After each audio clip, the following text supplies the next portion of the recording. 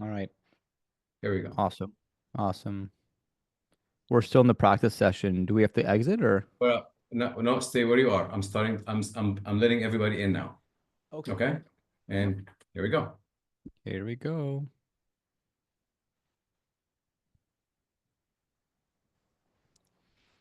Good evening, everyone.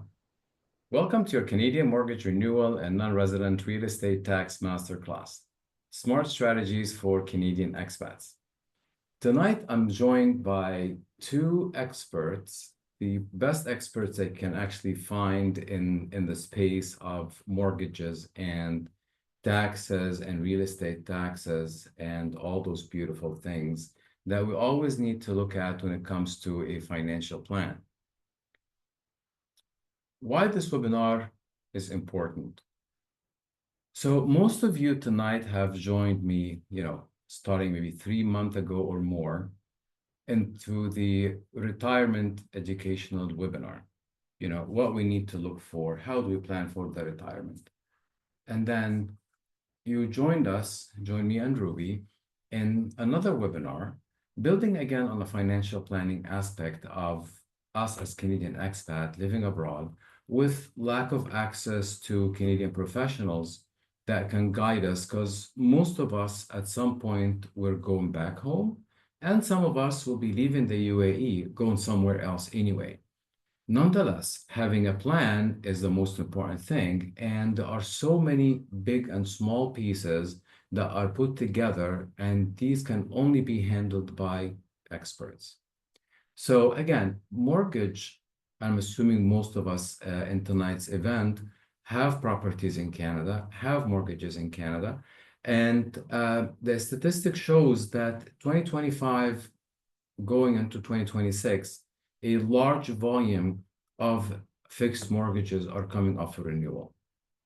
Most people took mortgages from 2020, onto COVID to 2022, where interest rate were in the 1% space. Now, when it's up for renewal, it's in a different level altogether.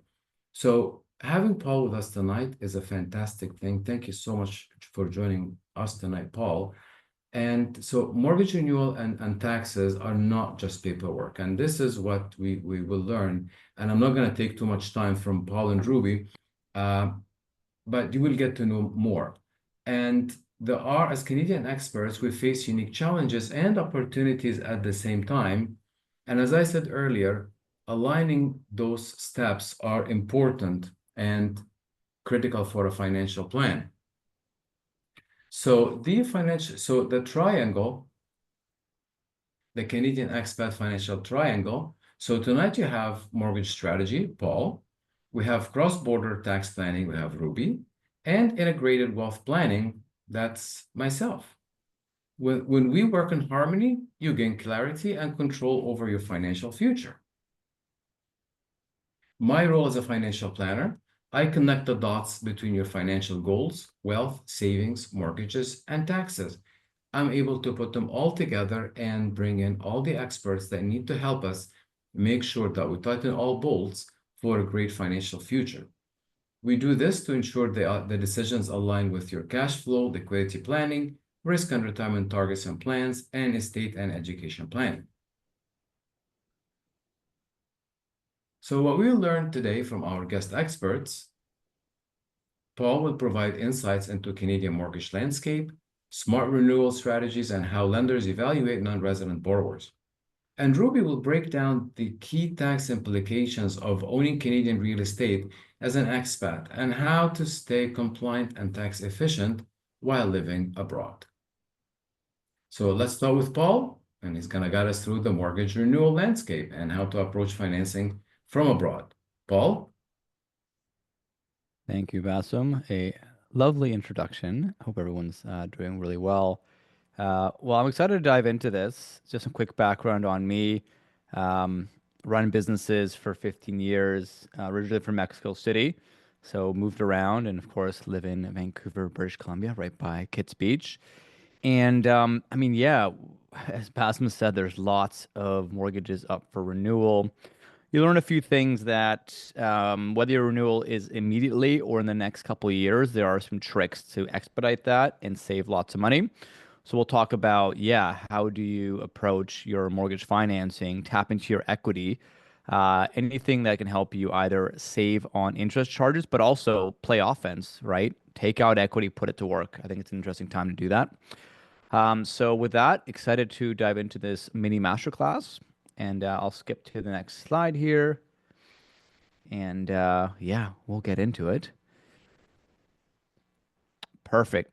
So I have in brackets early renewals, and I will shed more color on that. But for renewals and even a purchase as a non-resident, I mean, hey, there's lots of properties on a discount now. So a purchase, if you have the right financial backing and the right leverage, and if you have, of course, the right financial plan, not a bad thing to consider as well.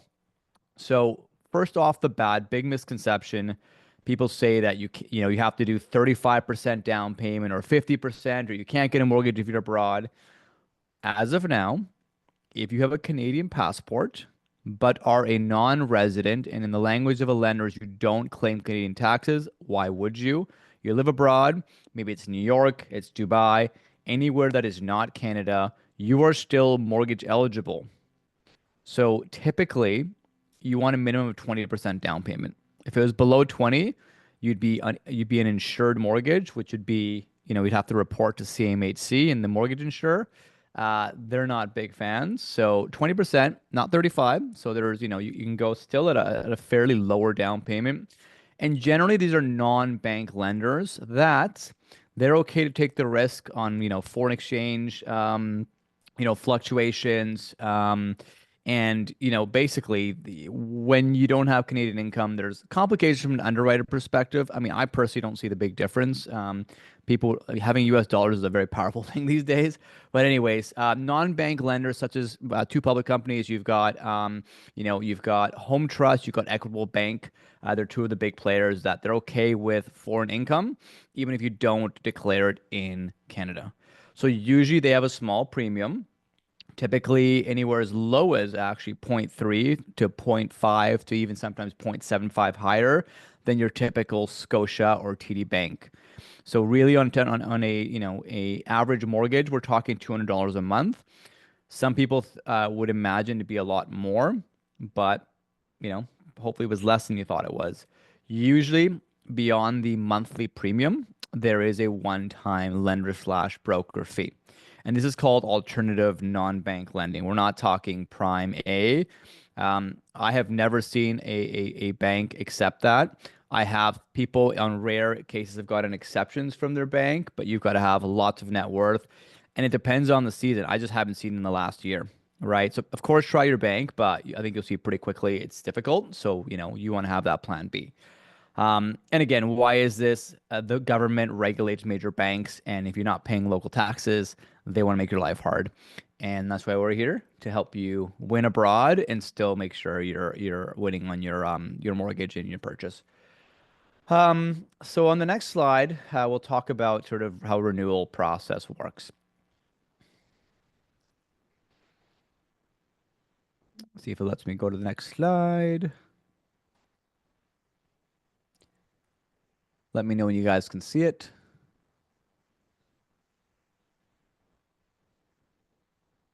Perfect. Okay. Small story. Well, even just for you right now, if your mortgage rate is 5% or more, but let's say you're not renewing until 12 months from now, or maybe it's 18 months. So you're like, oh man, my friend just got a 3.9. I'm paying 5%. Oh, I have to wait. Well, do you? Right now, you'll see in the next example is there's some math that if you're over 5%, you can actually break early and save anywhere between $400 to $800 per month. Now, yes, there's some fine print. There could be a breakage fee, although a lot of people think you actually aren't technically allowed to break it. You can.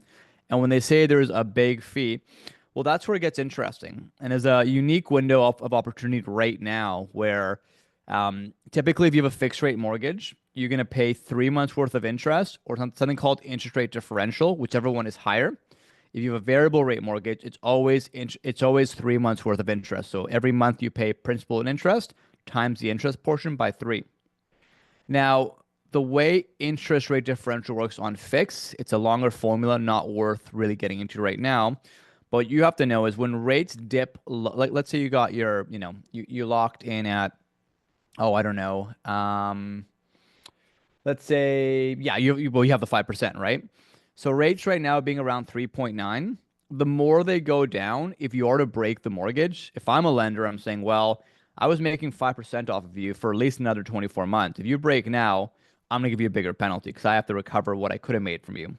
So the point is, as the rates keep going down, you're exposed to interest rate differential. What's interesting that a lot of people are still have not crossed the threshold of interest rate differential. This totally depends on when you locked in, what the rate was, and how much the lender on their website called the posted rate has lowered it. And it's pretty arbitrary. Once it gets below a certain point, you can literally go from a $8,000 penalty to 16 or 30,000. So when you cross IRD territory, usually, saving $800 a month, you're not breaking even from the penalty, so it's not worth it. But about, most of my clients, about 90%, they're still only paying 3 months worth of interest. So if we go to the next slide, you'll see mathematically how this chalks out. And like really the savings can be um, quite large. So I'll walk you guys through a very simple graph and you guys can see exactly how that works, which is pretty interesting. Maybe something you didn't consider. So we'll skip off to the next slide and I will show you this graph.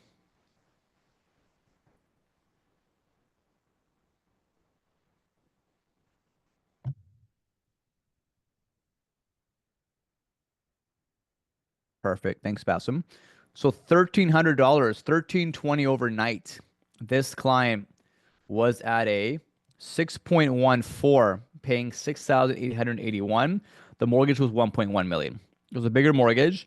You see at the top it says remaining term, a year and 8 months. So for 20 months, he'd have to wait 20 months and be at a 6.14. Crazy. He assumed he had to just bite his teeth and stay there, and he couldn't switch. We did the math. It's gonna be about a $16,000 penalty because that's his interest per month is a lot, right? But it was still at 3 months worth of interest.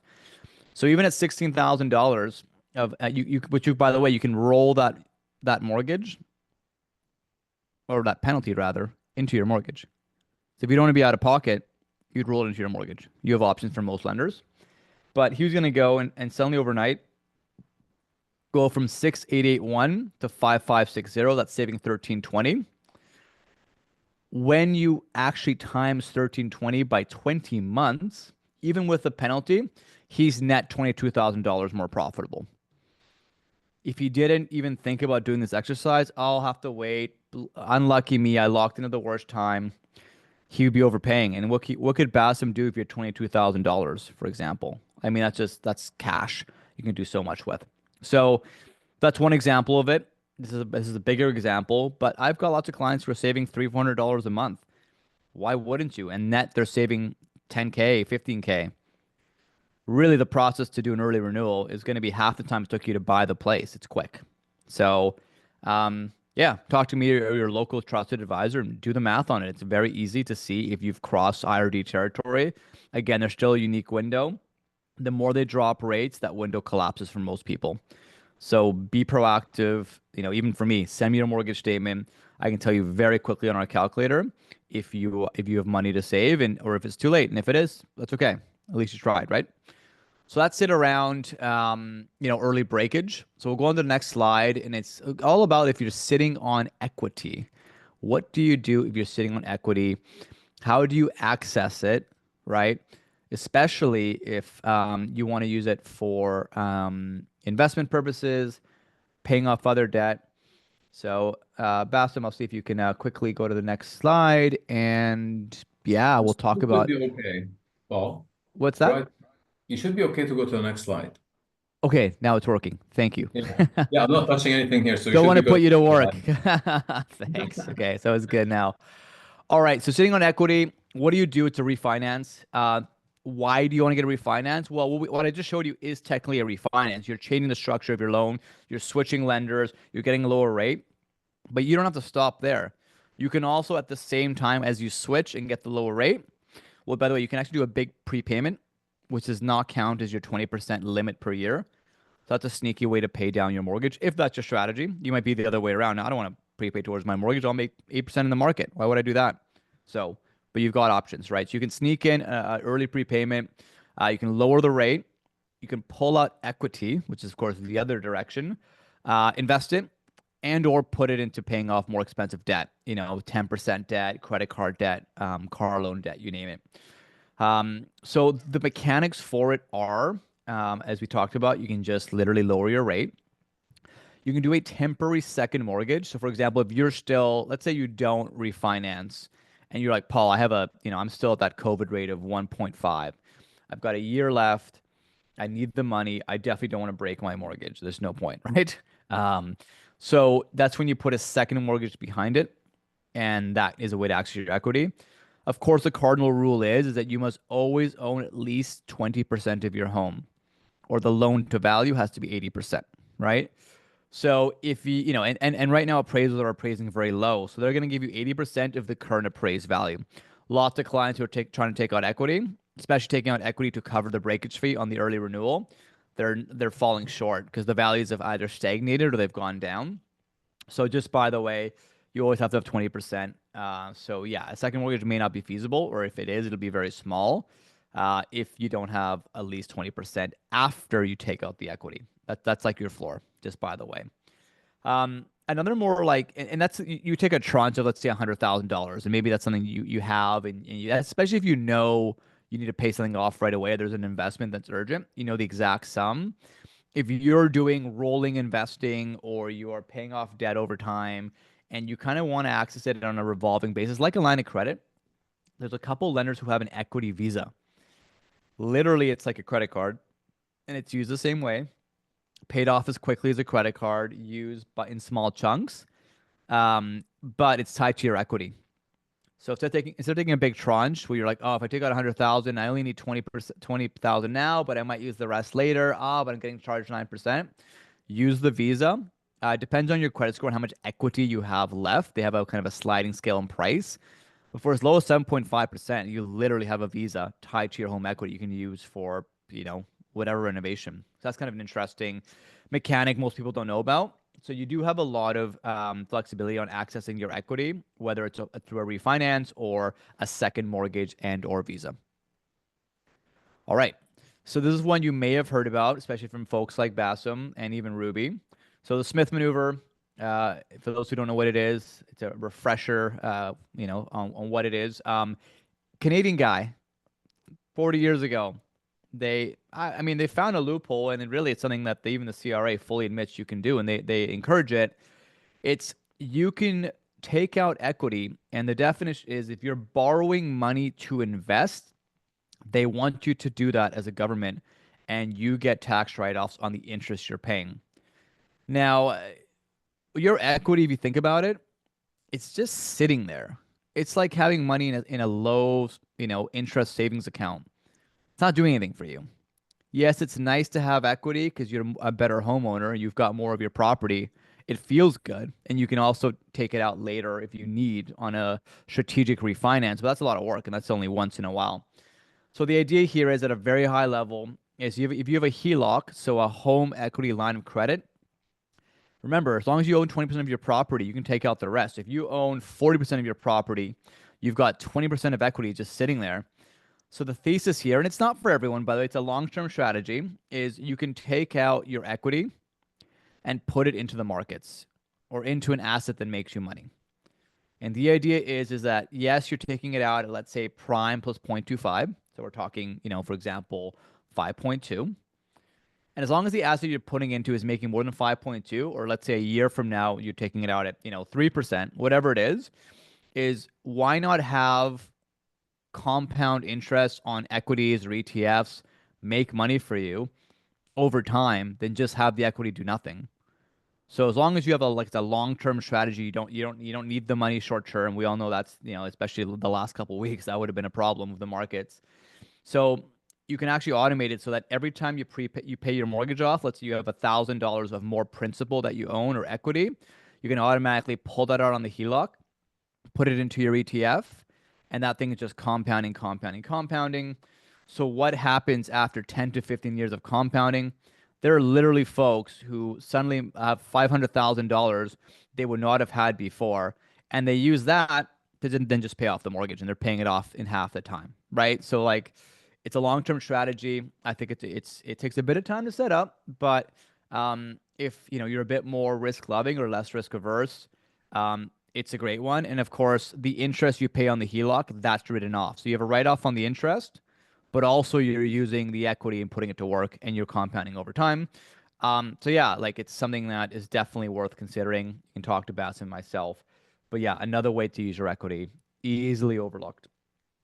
Let's talk about just a small, even super simple interest rate hack. People don't realize that when you renew, you can actually lower your amortization. Of course, you may want to extend the amortization because when you extend the amortization, your monthly payments go down. So if you're in a cash flow saving state, you can extend it or leave it the same. If you got a bit of extra money and you want to pay it off more aggressively, here's a trick. What if you were to pay $242 more per month, right? Overnight, but it saved you almost $130,000 worth of interest across the life of your mortgage. Pretty crazy, right? So here's the example: 640K mortgage at 4% on a 25-year AM. Here's the monthly of 4076. That is the total interest you'll pay over the lifetime, assuming you just pay the bare minimum every month. If you lower to 17-year amortization, you see where this is going. You're paying a little bit more per month, but look at the interest: 240 versus 369. So, you can do little hacks like this to make a big difference. You just go on my website, pull out an amortization calculator. You can see the amortization schedule. You can play around with 18 years, 19 years. The point is you can lower the amortization as long as you qualify, because that means it's a bit tighter to qualify with what are called your debt to income ratios. Um, yeah, so this is just maybe a lower hanging fruit interest hack. If, for example, this maneuver isn't for you, anyone can access this. Again, happy to talk to you about it. Now, usually the laws and the rules don't really favor us, especially expats. This has helped. So, end of last year, you may have heard you can now go under 20% up to $1.5 million. Before, the second you crossed $1 million on the property value, you got to go 20%. So, literally, if you're a dollar below $1 million, your minimum payment is 74,999. Second, it's $1 million. You now got to pay 200,000. So especially if we're cash strapped or if we want our money to be put to work in the market with people like Bassam and Ruby, well, now you've got a bit more of a window where, yeah, you can go as low as 125K on 1.5. So, that saves you having to do 300,000 on down payment. Again, precious money. Again, you have to qualify, but precious money to put to work somewhere else.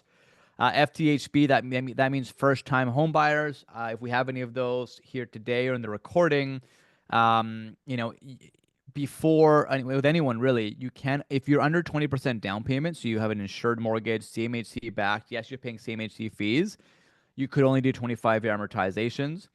So only if you're a first time buyer, you can still do a 30-year amortization on, let's say, 5% down. That's not for anyone else beyond first time buyers. It's not a huge benefit, but I mean, if your affordability now and your mortgage power goes up by up to 30K, that can be nice. Also, you'll see in any standard case, 25 to 30-year AM, usually the monthly payments go down $200. So cash flow wise, it could be valuable, right? So just another note and thing to think about. There's been other changes as well. None I would think super significant that are worth honestly chatting here on. But if you want to know the other eight that have happened in the last year, you can, of course, reach out.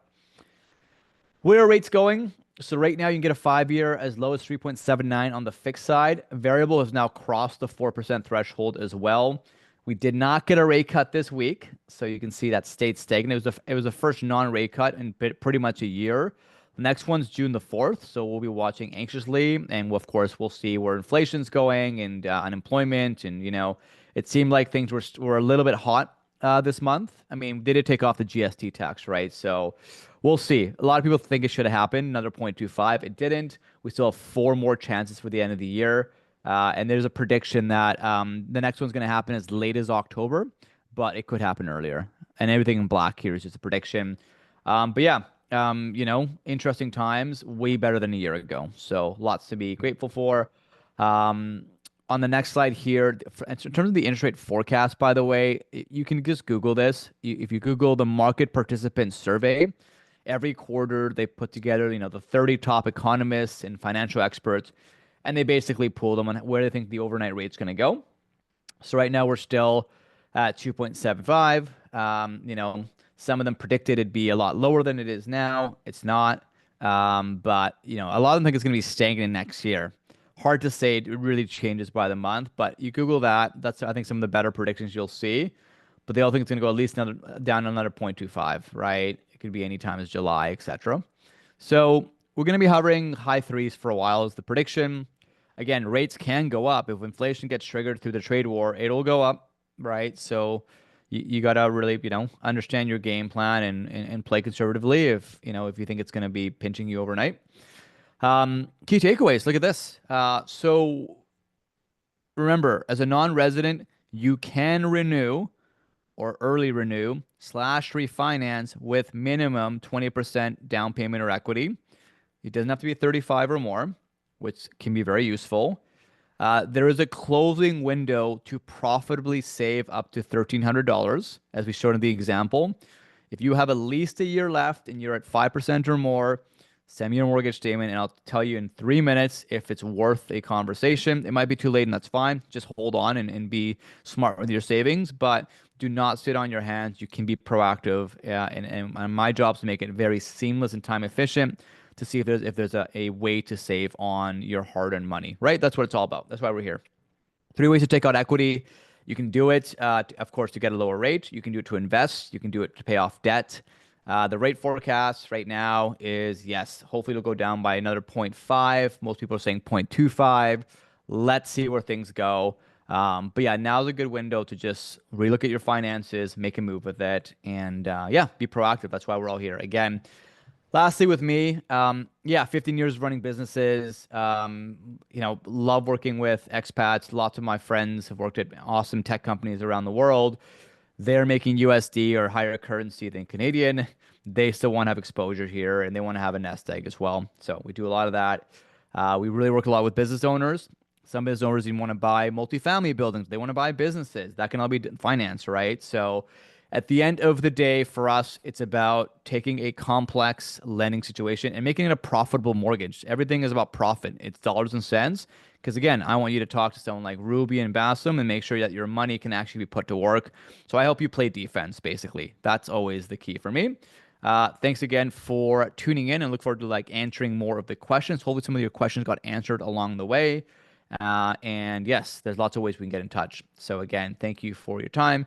Here's some quick snippets on how to get in touch, but you'll also see my information on the last slide. So with that, we'll kind of transition over to our next esteemed speaker. Thank you. Thank you so much. Now I'm trying to give control to Ruby. Sorry, here we go. Here you go, Ruby. Perfect. Thank you. You're welcome.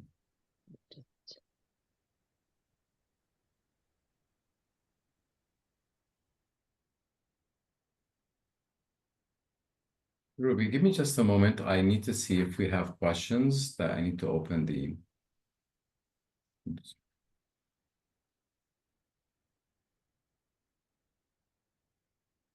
And I see, okay, but we're good here. So I just need to keep those on the side and. Okay, perfect. Okay, thank you. Okay, all yours now. Okay, great. Thanks for having me today, everyone. My name is Ruby Chahan. I'm founder and president of 360 Global Tax Advisors, Inc., based out of Canada.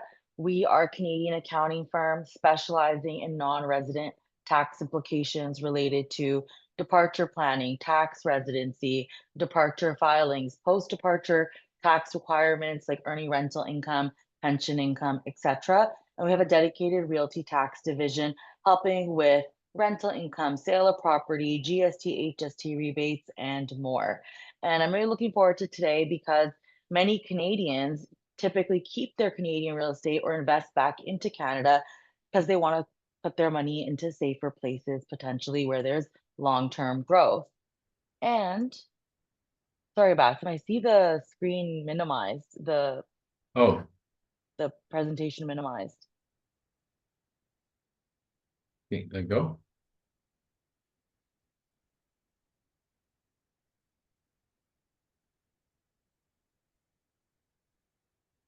It's minimized. No. It's minimized for me. Yep, just gotta flip to presentation mode. I can see the speaker notes and it's cut off a bit. Oh, okay. Went on the. Okay, hold on. That's all good. Great intro, Ruby. I'm stoked for you. We're lucky to have you. Thanks. And tax is not always an exciting topic, and I like to explain things in a digestible way. And Yeah. feel free to, ask any questions you may have, and we look forward to Ruby, going are we through good it now? all. The I think so. I think Well, so. go back when it just has Uh, like two screens. yeah, it's You, showing me two screens. yeah, you had it a second ago. Um, Hmm. Okay. I try again. Just go to present, and it should be good. Yeah. Sorry, everybody. No worries. You're building up suspense for a very humble Ruby, who is just gonna walk us through all the ways to keep money in our pockets. Because nowadays, Yes. it's not that easy. And it really is. Every dollar is precious. Yeah, and I'm going to explain some technical processes because it's important to understand the intricacies when someone's a non-resident versus a tax resident because tax implications are different. CRA does want individuals to pay a little bit more upfront when someone's a non-resident living abroad, and we're here to, provide all the different options available to reduce tax liabilities and payments as much as possible. Mm-hmm. Yep. And you're in the middle of tax season now, right? So, I mean, you've got so many anecdotes top of mind, right? Maybe strategies people should have done, Yes, and slash doing right now. So, we yes. have you I'm, fresh, which is great. I'm looking forward to sharing some tips. Bassam, Yeah. are you able to We're Great share almost tips. there. the? Almost there. Okay, Almost perfect. there. Here we go. Drum roll, drum roll. How are we doing now? Yep. Perfect. It's Thank you there. so much. It's got to be Yeah? presentation. Just go to presentation Here mode you and go. it should pop up. There you go. Perfect. Perfect. Sorry about that. So, I think you need to share access with me, or Oh, okay, of course. Can definitely do that.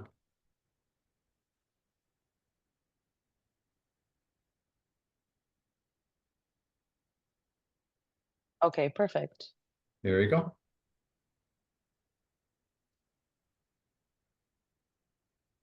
All right, perfect. Thanks everyone for your patience. First of all, let's chat about the foreign buyers ban and what this means and how does this impact Canadians working and living abroad.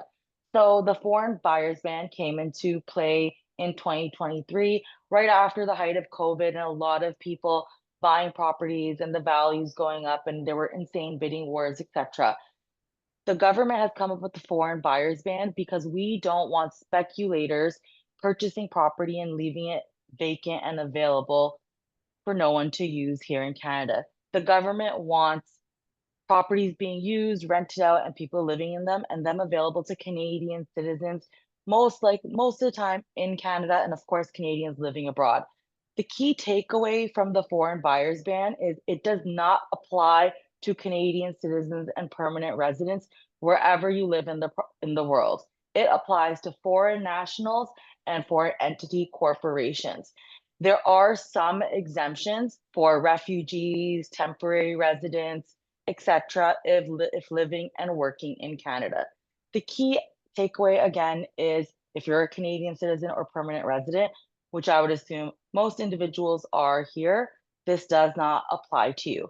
And anyone, such as a lawyer or a realtor, found to be helping a foreign buyer evade or be a little sneaky or anything, there's very hefty penalties of $10,000 plus. So this should not apply to most individuals, especially Canadians working and living abroad that are here today. And it's been extended to the end of 2026. And ultimately, it's a good thing because we want these available to Canadians. Whether you're living and working abroad, you may come back in future. Your children may live in the property, or it may be a great investing tool for you as well. Now, most Canadians, whether they're leaving Canada, let's say most Canadians, when they leave Canada, they don't sell their Canadian real estate. I would say 95% of the time, people convert their principal residence to a rental property, or they may be investing back into Canada. And there's many instances where someone may have a Canadian property. Now they have equity in the property and they're looking to grow their real estate portfolio. And as well, as a non-resident Canadian, it's important to rent out your Canadian property and not have it available for your use because it is a primary tie to you. And we don't want the property available to you and CRA, Canada Revenue Agency, our taxing authority, seeing it as your primary residence because it's a strong tie. And if you are considered a tax resident in their eyes, that would mean your worldwide income is taxable in Canada. So, as a non-resident who's earning rental income, there's tax withholding and filing requirements. These requirements are issued by the Part 13 and non-resident tax division. When you're a non-resident, there's two divisions that come into play for you. One is the individuals division, where it's associated with your social insurance number and all tax returns are filed for everyone. Then there's another division called Part 13 and non-resident tax. They look after any sort of income non-residents earn, rental income, pension income, investment income, etc. And they require non-resident tax be withheld and non-resident tax slips, NR4 slips, be prepared for you. You cannot skip the step of withholding tax with this division and just file a tax return because the two divisions don't communicate and the non-resident division will assume you're failing to withhold tax and comply with their requirements. And the final assessment for failing to withhold tax on your rental income is typically 25% of the gross rent plus arrears interest. So we don't want you to face this hefty assessment. Sometimes they do have a forgiveness position if it's an honest mistake. However, if you have not withheld tax in the past, we highly recommend you start withholding tax in the future. Now, Part 13, they offer two options for non-residents to withhold tax. Option one is called the gross method option, where you may have heard you have to pay 25% of the gross rent every single month to a non-resident account with the Part 13 division. You can have your own account or you can have a third party, such as our accounting firm, who's registered as a non-resident tax withholding agent. Now, I would say less than 5% of people go with this gross method option where you have to pay 25% of the gross rent every single month until the following year. And then the following year, you would receive an NR4 slip, non-resident tax slip, showing how much tax you paid to this non-resident account. And step three, when you pay 25% of the gross rent, the CRA actually gives you up to 2 years to file your tax return because, as you know, typically tax returns are always due by April 30th of the following year. But they've collected 25% of your gross rent and you'll always be in a refund position. So they're not in a rush for you to file your tax return. You know, they may have your money sitting in an interest-bearing account, earning money on your money. And that tax return for non-residents, it's a different sort of tax return. It's a specific return called the T1159 income tax return for electing under Section 216. It's a very long name, short form, we call it the S216 return. It reports only rental income and expenses at that time because once you're a non-resident, CRA no longer requires you to report your worldwide income. So option one, paying 25% of the gross rent, is only beneficial if maybe you don't like to deal with taxes for over a year or so. However, the goal should be to file your tax return as soon as possible so you can get refunded as soon as possible. So that's option one. Option two is called the NR6 form method. The NR6 form allows you to pay 25% of your estimated net income. Imagine you're estimating a loss for the year. Maybe your mortgage interest is really high. Maybe you have some upcoming repairs and other expenses. you can end up paying $0 in tax compared to 25% of the gross rent. Just a quick comparison. Imagine your rent is $2,000 a month. With 25%, you're paying $500 a month, $6,000 for the year compared to filing the NR6 form. The NR6 form, until you file the NR6 form, you must pay 25% of the gross rent. So typically what our firm does is at the end of the year, we prepare the NR6 forms for the upcoming year. So our clients are approved effective January 1st for the whole year to pay reduced taxes. So this NR6 form method, you must have a third party, such as our accounting firm, registered as a tax withholding agent. We don't recommend using a realtor or a family member because there is a lot of liability to the Canadian agent, such as our accounting firm. And the process is broken down into 3 parts. Part 1, we prepare your NR6 form. It's like an estimate tax return. You sign off on it, we sign off on it. We express mail it on your behalf. We put our mailing address to become your representatives and receive mail on your behalf from the CRA. You will have to make a one-time payment if there's any payment due instead of making monthly payments to our non-resident account. The rest of the year, no more forms or payments. The following year, we prepare your NR4 slip, non-resident tax slip, will include an exemption code showing you are allowed to pay reduced taxes because you had an approved NR6 form. And step 3, CRA, because they allowed you to pay less tax, they have a very strict tax filing deadline of June 30th of the following year. And if you fail to file your tax return by June 30th, they cancel your NR6 form and they come after our tax firm who's signed off as your Canadian agent, and they issue us a final assessment of 25% of the gross rent plus arrears interest. So we have this process set up very well in our firm. We don't want you to receive penalties. We don't want to receive penalties. Everything is filed in a timely fashion. And typically for non-residents, this becomes a habitual process where we take care of everything year over year. That is the non-resident tax withholding requirements on rental income. And to touch further upon that, the benefit of being a rental property owner is that all your rental property related expenses become tax deductible, meaning lowering your actual taxable net income. When someone has a rental property, pretty much everything is tax deductible, such as accounting fees, leasing fees, advertising fees, property taxes, mortgage interest. Typically, the interest portion is the largest expense. So non-residents will take advantage of having the mortgage, having the liquidity available rather than paying off the property, and then also condo fees, etc. All of these items can help reduce your taxes. And if you own multiple properties, you can actually report vehicle and travel expenses. There are special rules and they should be reasonable, and we should be able to prove they are related to your property, but that is an extra expense as well that can be deducted.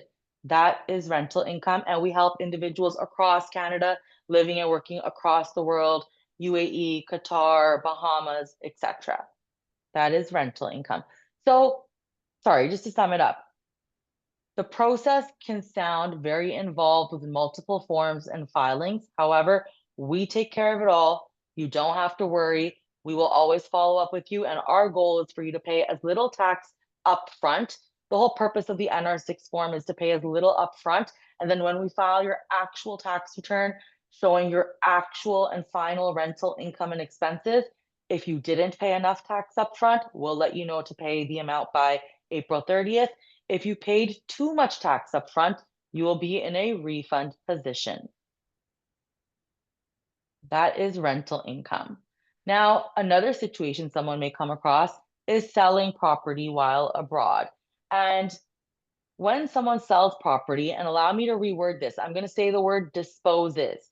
And when we consider disposing of property, that means selling, transferring, or gifting. If transferring or gifting, that transaction is seen at fair market value in the eyes of the CRA. When someone sells property as a non-resident, there is a certificate of compliance and non-resident tax return requirement.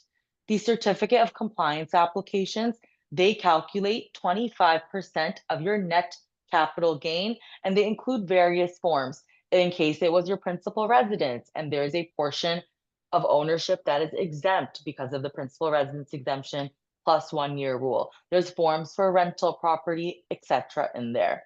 This requirement exists because the buyer of a property can become liable for capital gains tax. So it's important that the non-resident deals with the certificate of compliance application.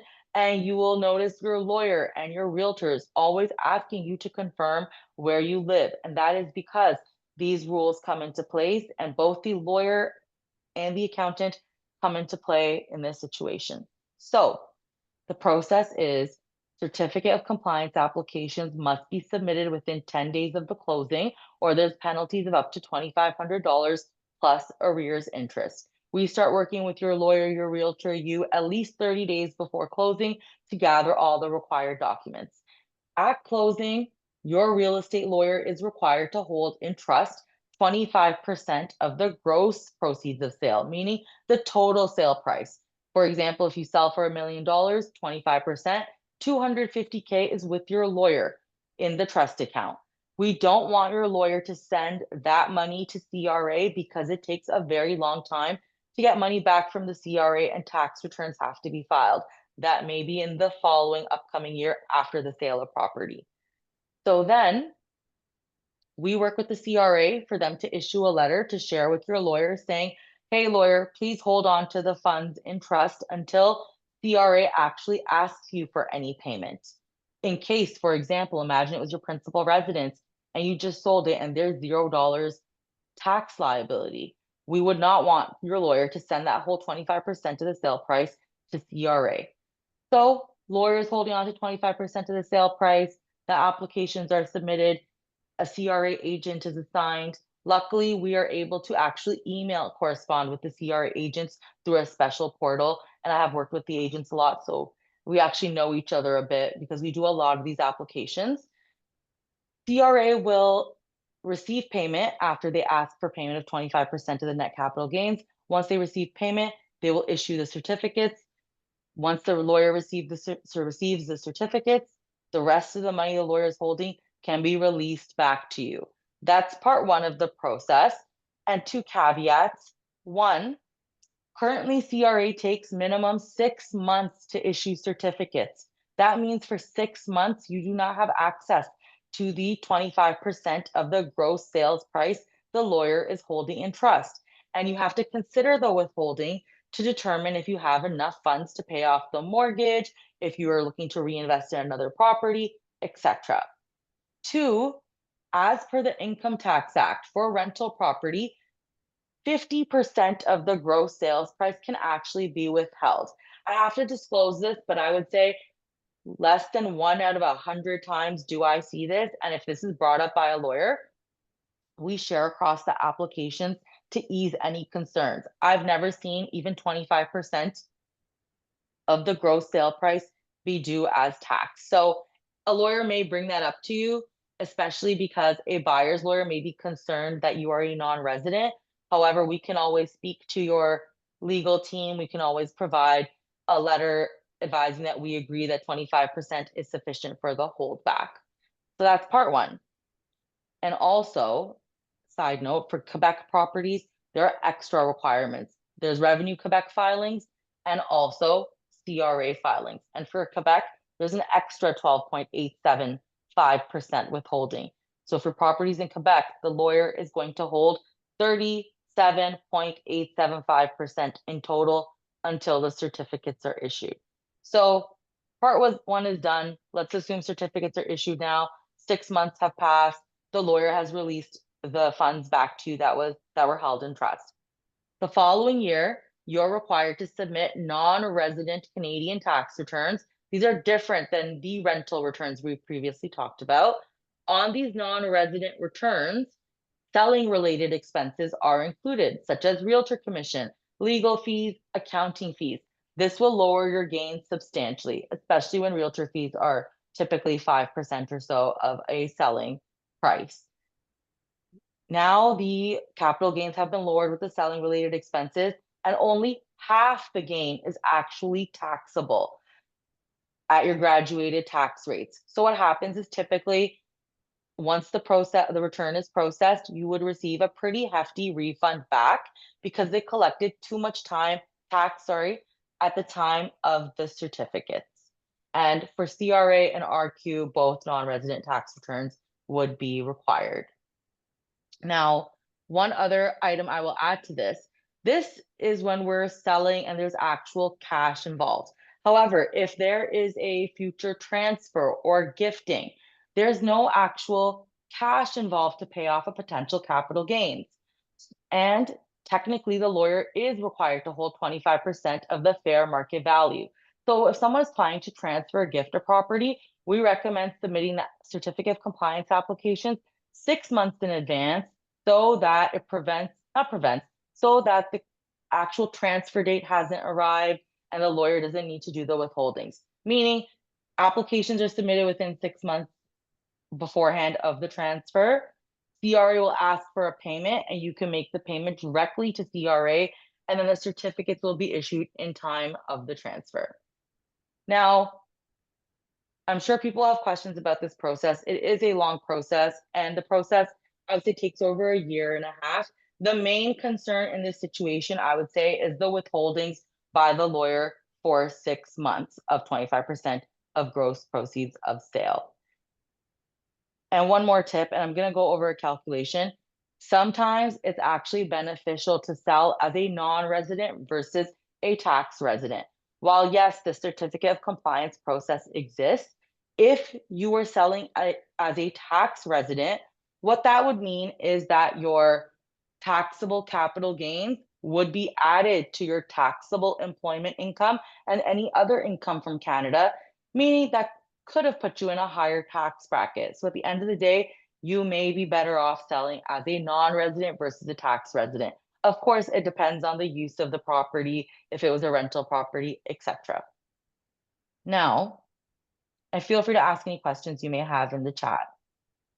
So here is a sample calculation I've done, because capital gains always sounds a lot scarier than it is.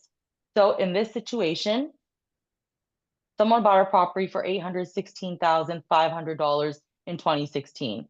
They had a number of fees that we can add to reduce the capital gain from the purchase: land transfer tax, capital improvements, etc. They paid about 25 grand. Now the cost basis is 841,500, meaning we're starting the calculation from that point with the additional cost they paid with the purchase and throughout the year. They sold the property for $1 million, meaning the lawyer is holding 250K in this case. The total gain between 1 million and the 841,500 was 158,500. This is the 25% that CRA will want of the net capital gain of this amount. So 25% of the gain of 158,500 is $39,625, meaning from the 250K the lawyer is holding, the lawyer will have to make a payment of $39,625 for CRA to issue the certificates. They will receive the payment, they will issue the certificates, and the rest of the money the lawyer was holding can be released back to you, the 211K or so. Then the following year, they're holding this $39,625 as a tax installment. Your gain previously was 158,500. Now you've had a number of selling related expenses, realtor commission, etc., accounting fees, legal fees, etc. Let's assume it was 60,000. Now your gain has been lowered to 98,500, and only half of that gain is going to be included on your tax return, meaning half of that gain was 49,250 at the graduated tax rates. Your total tax liability at the end of the day is $12,000, and they will refund you $27,625 because they collected too much tax at the time of the certificate. So to sum this all up, yes, you have to pay a little bit more at the time of the certificate. At the end of the day, you're taxed on only half the gain and you will receive a large refund back. In this situation, we were looking at a total gain initially of around 158,000. At the end of the day, this taxpayer paid 12K in tax. That is the selling related process. Now, sorry, Bassem, I see a black box on the screen here. Yeah, this is, yeah, someone raised hand, Waleed. Oh, okay, Yeah, perfect. so now I'm sorry. disappeared.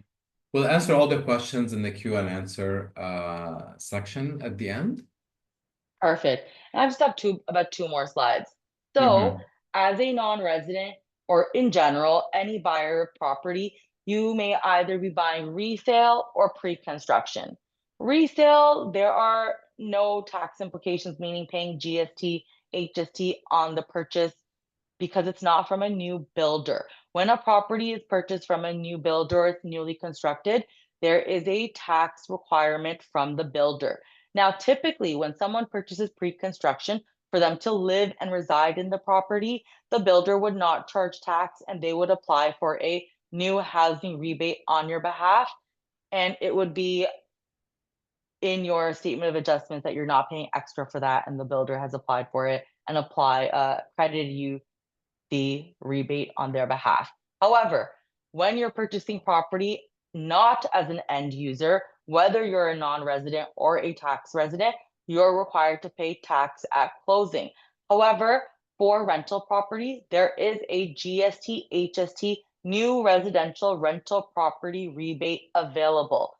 So there is a federal rebate available of up to 6,300 and a provincial rebate in Ontario available of up to $24,000.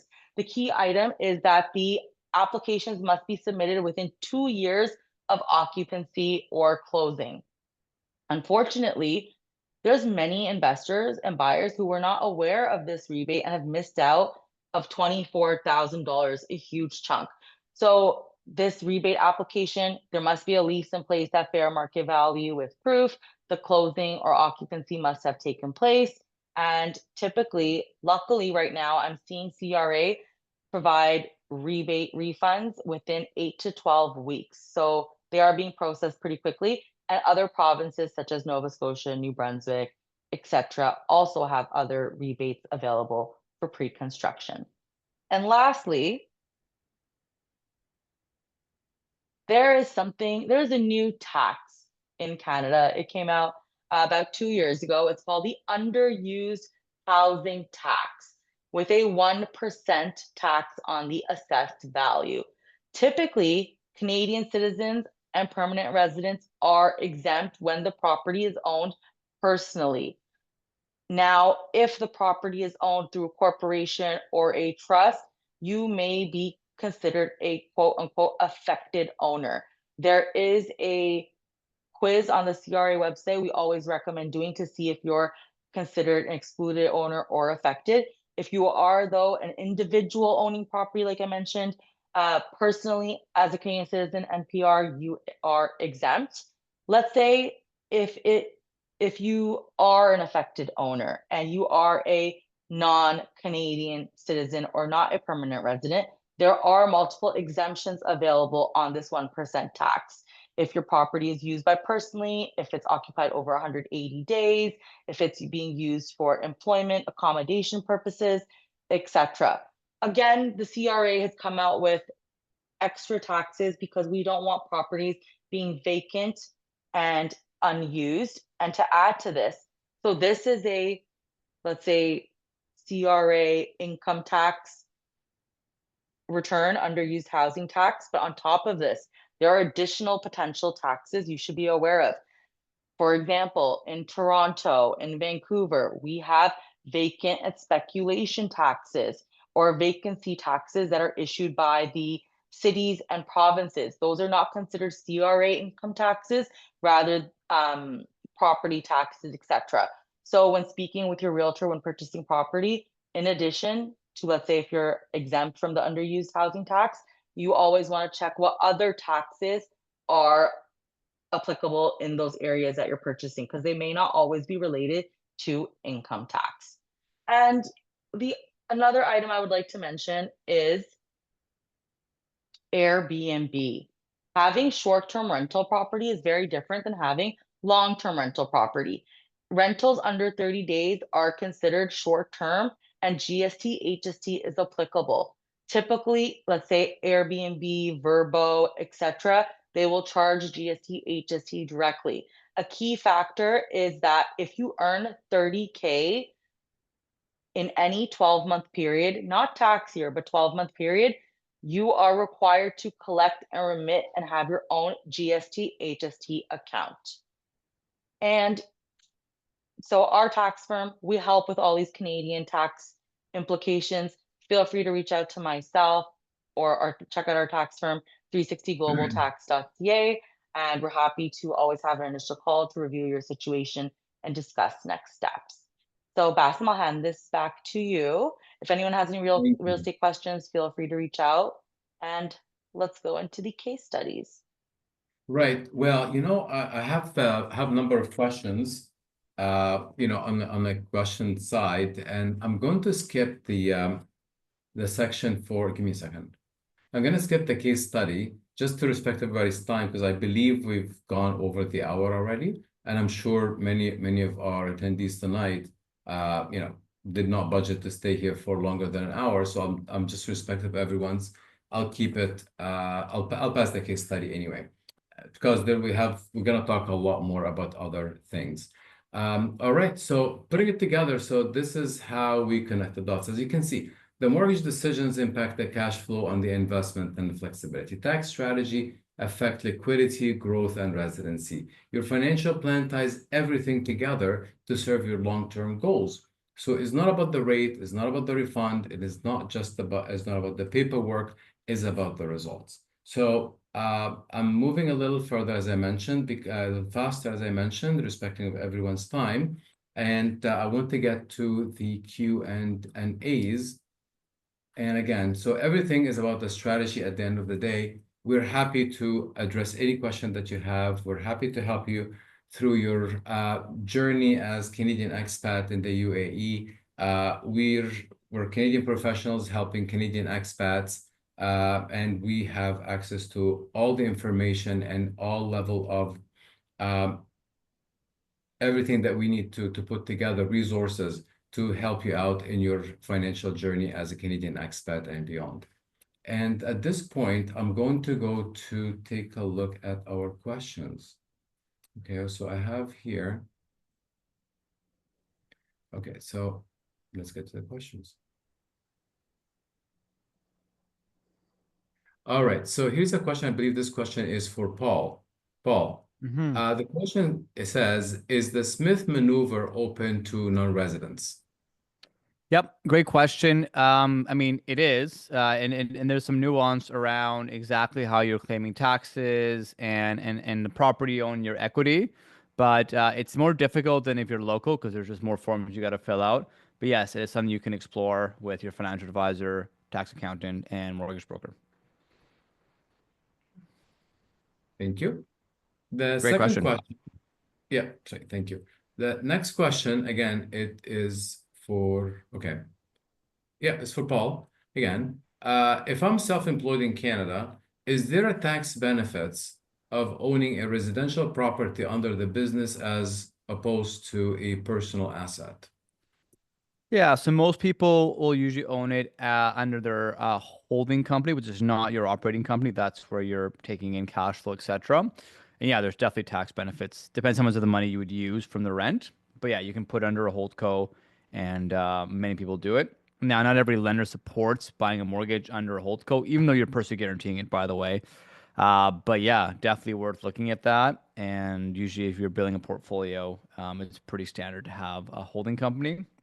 Sometimes you can also have it under your operating company, a lot rarer, but I have seen cases, and you just got to make sure that the numbers are favorable. But again, definitely a deeper conversation we can talk about. So awesome question. Thank you. Thank you. And the next question, this one is for Ruby. Do you support Alberta non-residents with the 216 forms? Yeah, well, I'm gonna actually touch on the last question as well because it asked about tax benefit, and I'm happy to go over these three questions. So, owning in a corporation versus personally, there's a few No, no, no, no. considerations.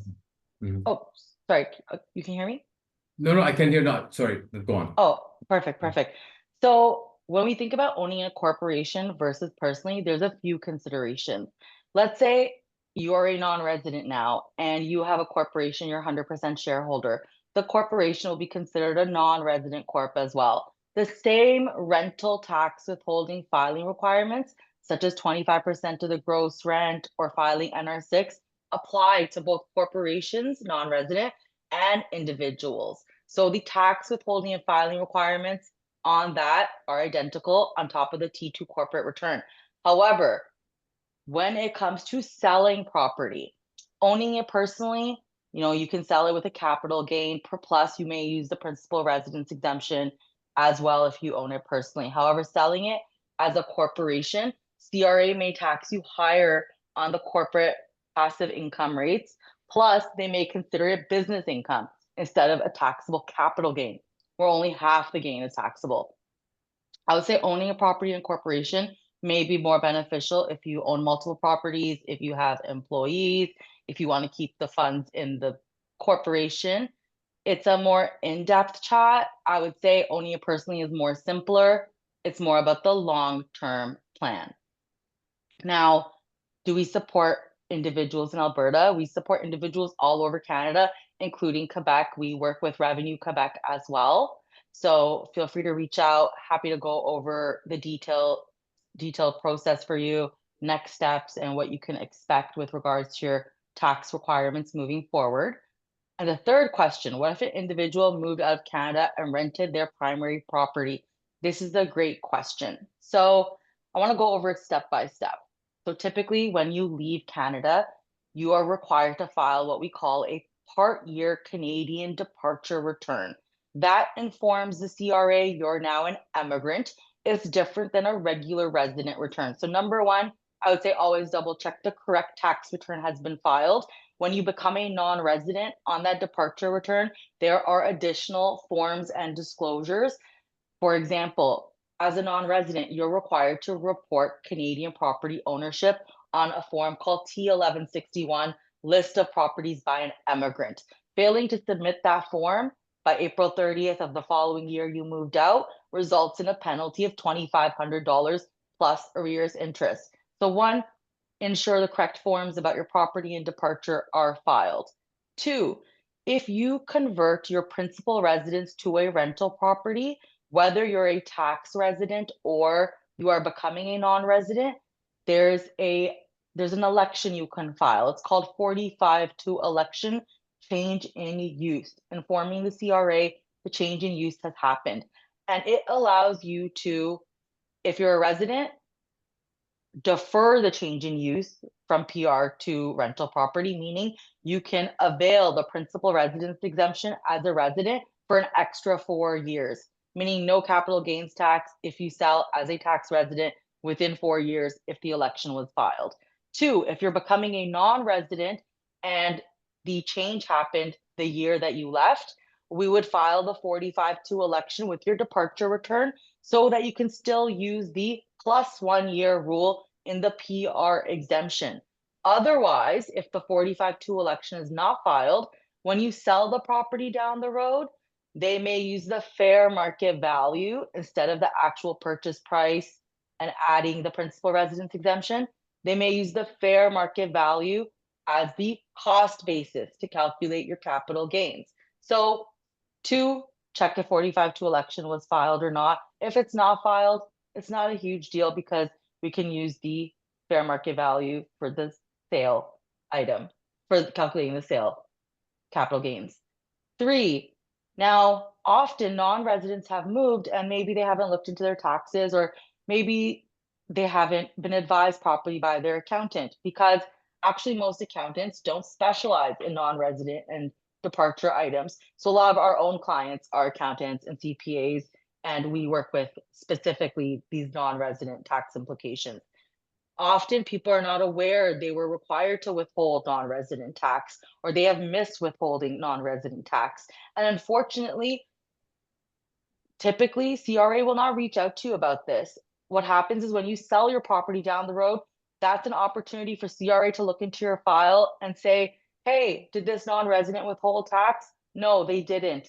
Let's issue them a 25% plus arrears interest penalty from the Part 13 division. We don't want that to happen, of course. So we want to make sure we're compliant moving forward. Now, the good thing is when someone comes to us and let's say they haven't withheld tax for 3 years or filed returns, my recommendation is catch up on all your filings. We call the rental returns the S216 non-resident returns. So you're showing in good faith that you're reporting rental income and expenses. What will happen is once these non-resident returns are filed, the Part 13 and non-resident division will be informed, hey, here's a non-resident, they earned rental income, and the Part 13 division should issue you a letter about your requirements. Luckily, the Part 13 division has a one-time forgiveness position. If you have never withheld non-resident tax, if it is an honest mistake, they will reassess the penalty and they will waive the penalty and only assess arrears interest on the amount that should have been withheld. It's, of course, the CRA's discretion, but I would say, based on my experience, 99.9% of the time, when it's an honest mistake and someone has not withheld tax, there's no NR4 slip or non-resident account, they will waive that 25% gross rent assessment. It's important you start withholding tax moving forward. And feel free to reach out to myself. We do this for close to 1,000 non-residents living across the world, where we manage the whole process comprehensively. And if Thank you, anyone has any Ruby. questions, feel free to reach out. Thank you. And one last question. How do you apply for the, I'm assuming it's a GST rebate, or there is a GST, I guess. Yeah. So Or is our it firm the helps with GHT? I think the it's just label. so our firm helps with the GST, HST rebate. So feel free to reach out to us. We'd be happy to provide you with a fee quote, and we can set up direct deposit for your rebate as well. Very good. Very good. So any more Perfect. questions? If anyone has any more questions, please feel free just to drop them, because I'll give it another, like, few seconds. We got one more. Oh, we did. The charges for such filing and annual charges for regular non-resident filing, withholding, etc. Yeah, I would say reach out to me so we can go over your situation in detail in case there's additional filings. The way our firm works is we offer a few different levels of service, so you know exactly what's included. They're comprehensive packages because as your NR6 agent, we want to make sure your tax return is filed, so we take care of every part of the process. Feel free to send me an email. Basim, I'm not sure if there's a page with my contact information.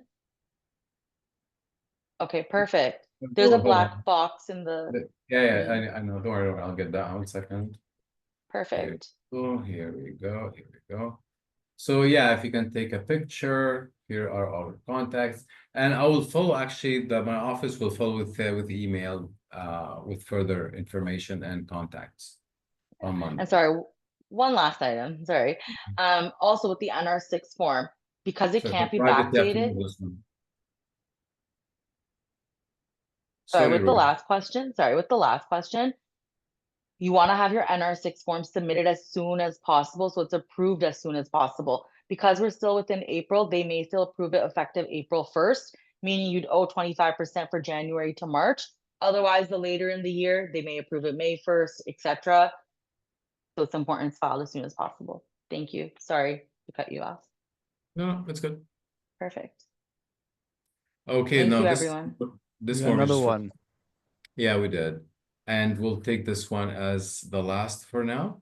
The question here, okay, when renewing mortgage by next year, if the house value drops due to market drop, is it better to renew with existing lender to avoid reassessment and potentially need to pay additional down payment or deposits? Good question. So let's say you're renewing in a year and yeah, maybe your home value is dropping.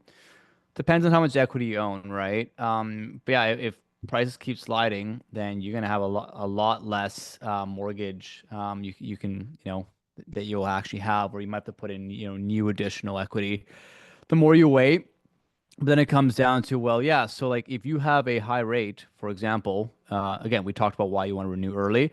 Plus, yes, if your value is higher, a year from now, you've overpaid per month, and you have less mortgage you can actually transfer out or renew. Yeah, that can be an issue. Now, again, like, sure, talk to your bank and see if there's a way for them to renew you early. From what I've seen, most banks they'll still charge you the penalty and they'll give you kind of a, market rate. Um, at this point, they're not that hungry for your business because they know that you're already there. So yeah, like, it's a two-part question. Do you have less equity to take out a year from now if prices are sliding? Potentially. So potentially make the move now. And again, if your rate isn't great, another reason to renew your mortgage early. Um, but yeah, it's tricky playing with values. You really got to assess it. So yeah, we can do a little bit of a forecast and look at your specific property type and see if it is sliding in value or if it's maintaining.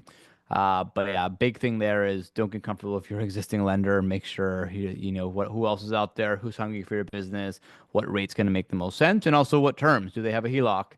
What are the prepayment privileges like? Can you prepay early? RBC only lets you do 10% a year. Scotiabank is 20. Does that matter for you?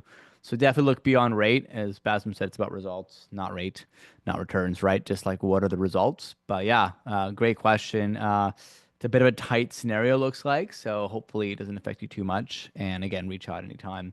You've got my email here at the bottom of the screen. I hope that answers your question, Abdullah. Thanks for being so attentive and staying over.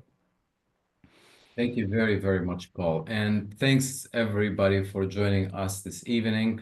Remember, we're here to support the Canadian community as most of you know what we do. I like to also remind everyone, we are Canadian professionals helping Canadian expats in the UAE for all intents and purposes, give the access to expert service that is not easy to get by, and we're here to help you to make sure that you are aligned and your activities are in line with your financial objectives, whatever your next step going to be, is it whether being back to Canada, to another country, or settling here in the UAE forever. As long as you have ties in Canada, we are here to help you all the way. And thank you very much. And I'd like to thank you, Paul, and thank Ruby for your time and your expertise and helping us all out. And thanks, everyone. Enjoy your weekend and good evening. Thanks, everyone. Have a great long weekend. Thank And thanks, you. Bassem, for putting this on. Amazing work. Thank you, Paul. Thank you, Ruby. Thank you, Bassem. Thank you, Paul. Bye now. Cheers, everyone. Good night.